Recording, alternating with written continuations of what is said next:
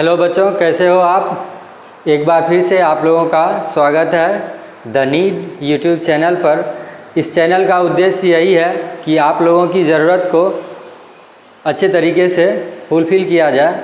तो इस तरह से मैं वीडियो को कंटिन्यू रखते हुए चैप्टर 3 के जो कि pair of linear equation in two variable है, इसको कंटिन्यू कर रहा हूँ। जिसमें हमने पहले वीडियो में देखा था कि ग्राफिकल मेथड से इक्वेशन को कैसे सॉल्व करते हैं। अब ये दूसरा मेथड हम लोग पढ़ने जा रहे हैं, अलजेब्रिक मेथड। अलजेब्रिक मेथड से पेयर ऑफ लीनियर इक्वेशन को कैसे सॉल्व करना है वो हम लोग इस वीडियो में देखेंगे। इसमें पहला मेथड जो है वह है सब्स्टिट्यूशन मेथड। सब्स्टिट्यूशन मेथड को समझने के लिए मैं यहाँ पर एक एग्जाम्पल से शुरू कर रहा हूँ, जो कि टेक्स्ट बुक का एग्जाम्पल नंबर 4 है। इसमें क्वेश्चन क्या है, solve the following pair of equations bye substitution method. Substitution method से इस दोनों इक्वेशन को सॉल्व करना है। इस इक्वेशन में दो वेरिएबल x एंड y है। फर्स्ट इक्वेशन है 7x - 15 = 2 एंड सेकेंड इक्वेशन है x + 2y = 3। तो सब्स्टिट्यूशन मेथड में हम क्या करते हैं कि एक वेरिएबल को सब्स्टिट्यूट करते हैं, दो में से एक जो आसान हो।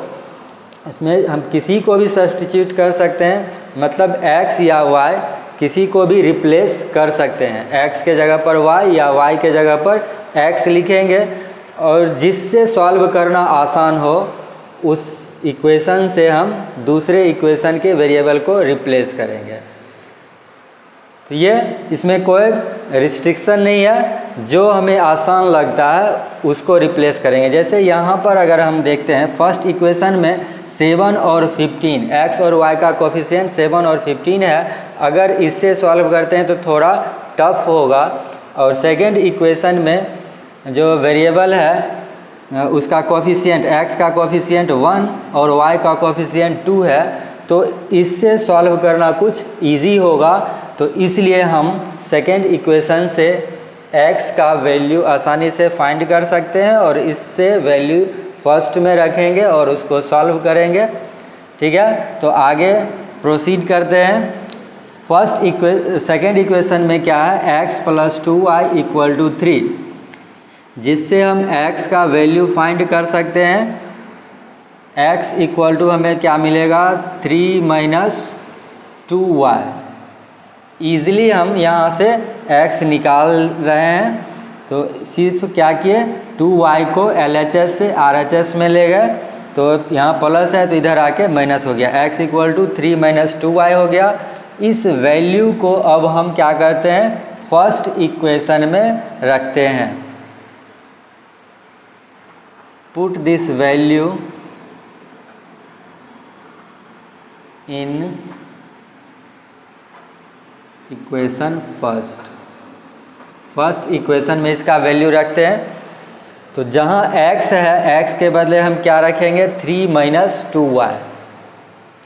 फर्स्ट इक्वेशन में क्या है, 7x यानी 7 × 3 - 2y। x के बदले हम रख दिया 3 - 2y -15y = 2। अब इसको फर्दर सॉल्व करते हैं। ये हमें क्या मिलेगा, 21 - 14y -15y = 2।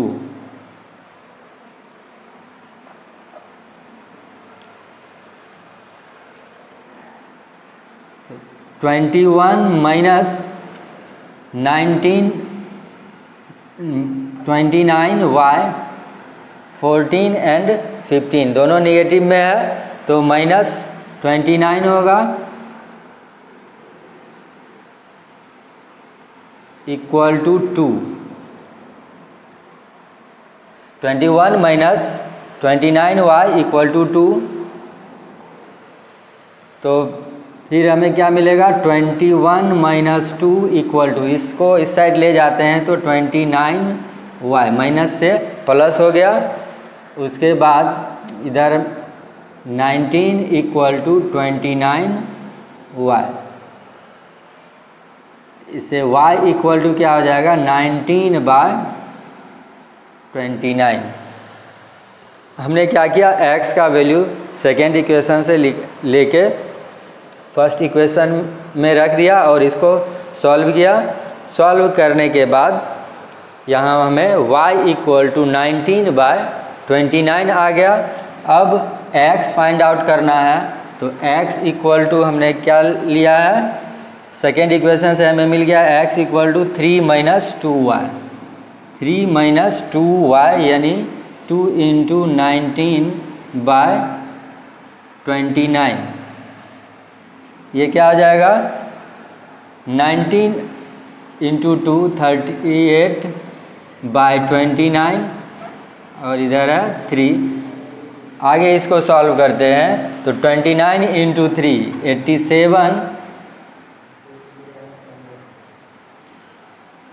87 माइनस 38/29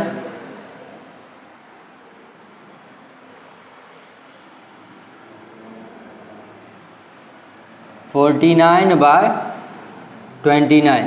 इस तरह से y का वैल्यू हमें मिल गया 19/29 और x का वैल्यू मिल गया 49/29।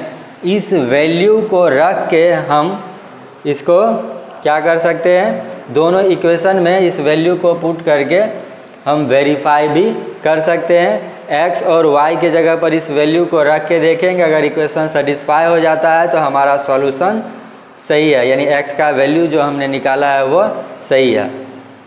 ठीक है, जैसे अगर हम सेकेंड इक्वेशन में रखते हैं 49/29, सेकेंड इक्वेशन में अगर x और y का वैल्यू रखते हैं तो क्या होगा 49/29 प्लस 2 इंटू वाई यानी 19 into 2 38/29।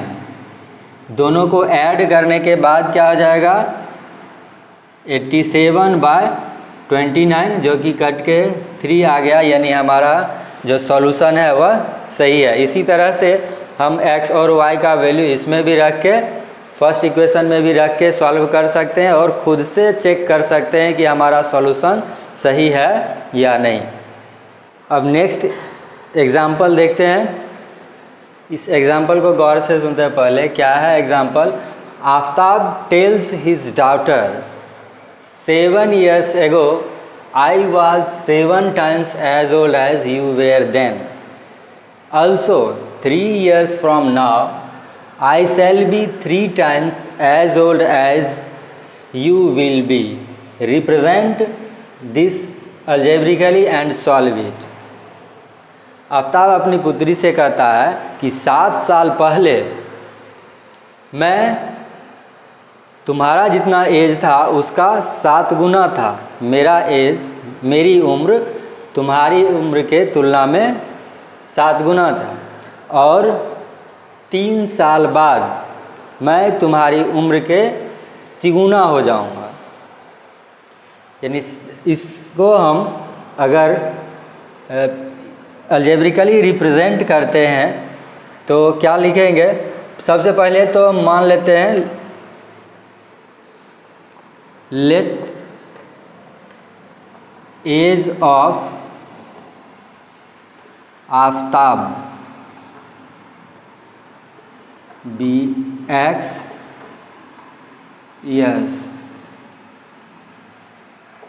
and age of her daughter, age of his daughter be y years.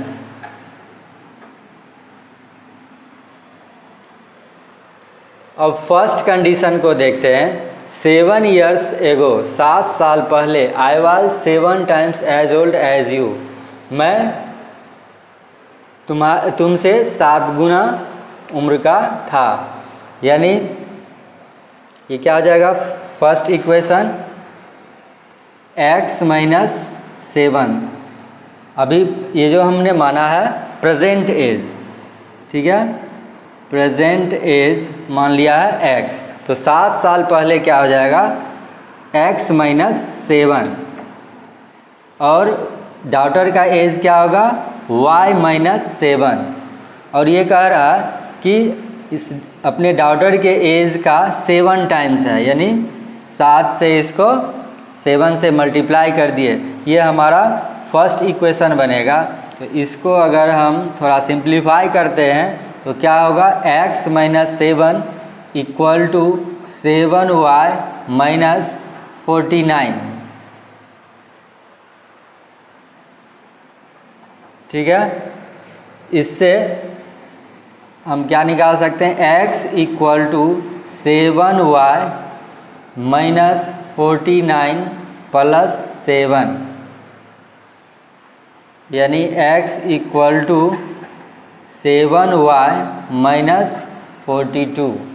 ये फर्स्ट इक्वेशन को इस तरह से आगे बढ़ाने से हमें क्या मिल जा रहा है, x equal to 7y minus 42।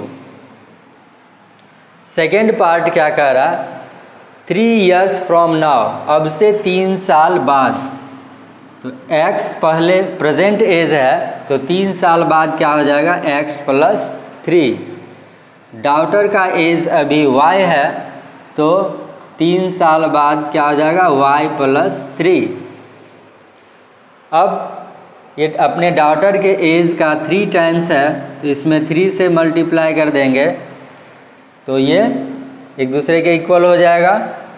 तो इस तरह से ये हमें सेकेंड इक्वेशन मिला है। इस सेकेंड इक्वेशन को अगर हम इसमें x को यहाँ से रिप्लेस कर दें, जो फर्स्ट इक्वेशन से हमें x का वैल्यू मिला है इसको इसमें रिप्लेस करते हैं, putting the value of x in second equation, क्या मिलेगा हमें, 7y माइनस 42 प्लस 3, और इस साइड हमें क्या मिलेगा, 3y प्लस 9। y को एक साथ कर लेते हैं, 7y minus 3y equal to 9, ये माइनस 42 इधर आके प्लस 42 हो जाएगा और प्लस 3 जो है वो माइनस 3 हो गया। इधर आ गया 7 माइनस 3 4y, और RHS में क्या आएगा, 42 प्लस 9 51 माइनस 3 यानी 48, तो इससे y निकल जाएगा, y इक्वल टू 48/4 यानी 12, y का वैल्यू आ गया 12। अब x हमें यहाँ पता है तो इसमें y का वैल्यू रखते हैं 7, y का वैल्यू है 12, 7 इंटू 12 माइनस 42,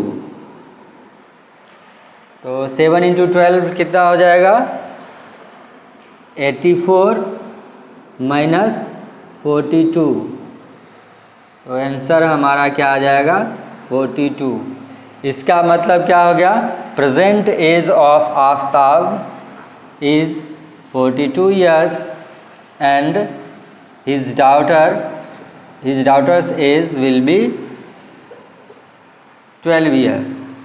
अब इसको हम वेरीफाई भी कर सकते हैं, जो इसमें कंडीशंस दिया है, और ये कंडीशंस जो है वो बहुत ही इंटरेस्टिंग लग रहा है। 7 साल पहले अपने बेटी के उम्र का 7 गुना, तो 7 साल पहले, तो यहाँ पर हम क्या करेंगे, 42 में 7 माइनस करेंगे तो क्या हो जाएगा 35, और डॉटर का एज क्या हो जाएगा 5, तो 7 टाइम्स हो गया, 5 का 7 टाइम्स ये हो गया, फर्स्ट कंडीशन वेरीफाई हो गया।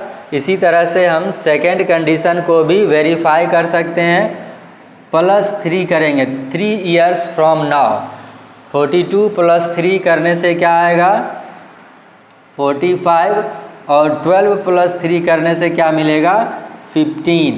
तो 15 का ये क्या है 3 टाइम्स। तो दोनों कंडीशन वेरीफाई हो गया। इस तरह से हमारा जो आंसर है वो बिल्कुल सही है। तो खुद से हम सॉल्व करने के बाद अपने आंसर को वेरीफाई कर सकते हैं।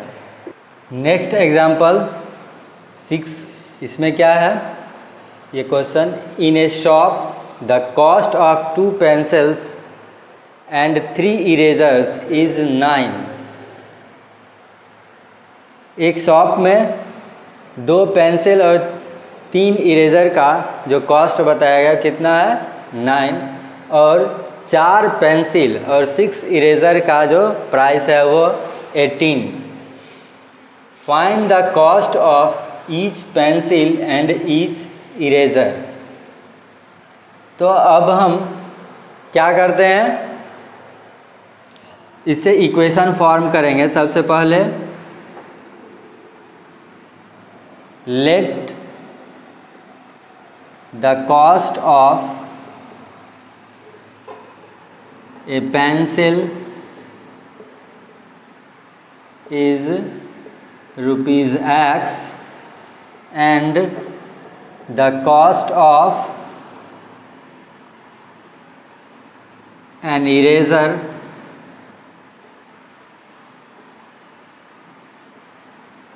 is Y। अब इसके हेल्प से इक्वेशन फॉर्म करना है। फर्स्ट सिचुएशन में क्या करा है 2 पेंसिल का कॉस्ट और 3 इरेजर का कॉस्ट। तो क्या हो जाएगा, एक पेंसिल का कॉस्ट रुपीज़ X है तो 2 का कितना होगा 2X। Cost of 2 pencil is 2X and cost of 1 eraser is Y, then cost of 3 eraser will be 3Y। इस तरह से हमें क्या मिलेगा 2X plus 3Y equal to, दोनों का कॉस्ट कितना है 9। ये हमें फर्स्ट इक्वेशन मिल गया। सेकंड कंडीशन क्या है, कॉस्ट ऑफ 4 पेंसिल्स यानी 4X प्लस 6 इरेजर। 6 इरेजर का क्या हो जाएगा 6Y इक्वल टू 18। ये हो गया सेकेंड इक्वेशन। सब्स्टिट्यूशन मेथड से अगर सॉल्व करना है तो हम दोनों में से किसी से x या y का वैल्यू निकाल सकते हैं। यहाँ पर हम अब फर्स्ट इक्वेशन से x का वैल्यू निकालते हैं। फ्रॉम इक्वेशन फर्स्ट इक्वेशन क्या है 2x plus 3y equal to 9। तो 2x इक्वल टू क्या होगा 9 माइनस 3y। तो x equal to 9 minus 3y by 2।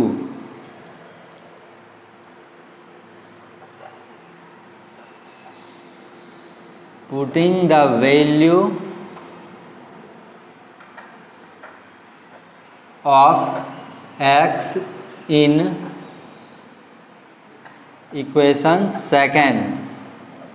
Second equation में अगर x का वैल्यू रखेंगे तो क्या आएगा,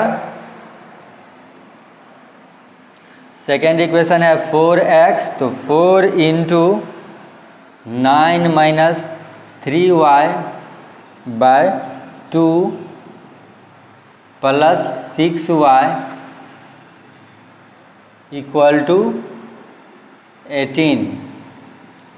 2 से कैंसिल होगा तो इसको फिर मल्टीप्लाई अगर करते हैं दोनों में तो क्या हो जाएगा 18 minus 6y plus 6y equal to 18। यहाँ देख रहे हैं y क्या हो रहा है कैंसिल हो जा रहा है। तो 18 इक्वल टू 18। यहाँ LHS और RHS इक्वल हो गया, ठीक है।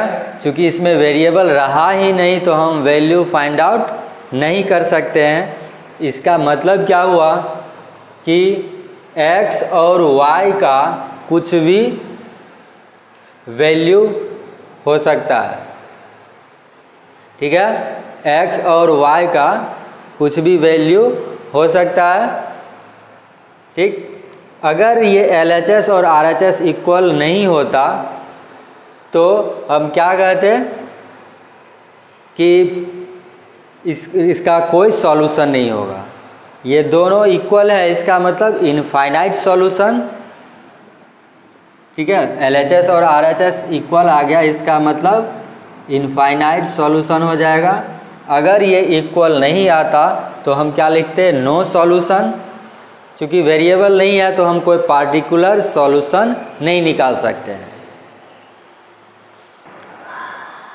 नेक्स्ट एग्जाम्पल क्या है, two rails are represented by equation. दो रेल को जो इक्वेशन दिया गया इससे रिप्रेजेंट किया गया, x + 2y - 4 = 0 and 2x + 4y - 12 = 0। ये दोनों इक्वेशन दो डिफरेंट रेल्स को रिप्रेजेंट कर रहा है और हमें ये बताना है कि क्या ये दोनों रेल एक दूसरे को क्रॉस करेगा, यानी एक दूसरे से मिलेगा। तो रेल क्रॉस करने का मतलब क्या है, एक रेल मान लेते हैं इस तरह से, दूसरा ऐसे, यानी क्रॉस करेगा। इसका मतलब इसका यूनिक सॉल्यूशन होना चाहिए। अगर इसका सॉल्यूशन नहीं निकलता है तो क्या कहेंगे कि रेल एक दूसरे को क्रॉस नहीं करेगा, ठीक है। तो इसलिए हमको क्या करना होगा, इस इक्वेशन को सॉल्व करना होगा। तो सब्स्टिट्यूशन मेथड हम लोग पढ़ रहे हैं, उसी मेथड से इसको सॉल्व करके देखते हैं। अगर सॉल्यूशन नहीं निकलता है तो रेल एक दूसरे को क्रॉस नहीं करेगा, ठीक है। तो हम पहले सॉल्यूशन फाइंड आउट करते हैं। फर्स्ट इक्वेशन से हम x का वैल्यू निकालते हैं। फर्स्ट इक्वेशन से क्या मिलेगा, x = -2y + 4, ठीक है। x + 2y - 4 है, इसको LHS से RHS में ले जाएंगे तो +2y - 2y हो जाएगा, -4 + 4 हो जाएगा, ठीक है। अब इसको क्या करते हैं, put this value in equation second equation में इसका वैल्यू रखते हैं। सेकेंड इक्वेशन क्या है, 2x + 4y। तो 2 × x के बदले हम लिखेंगे क्या, -2y + 4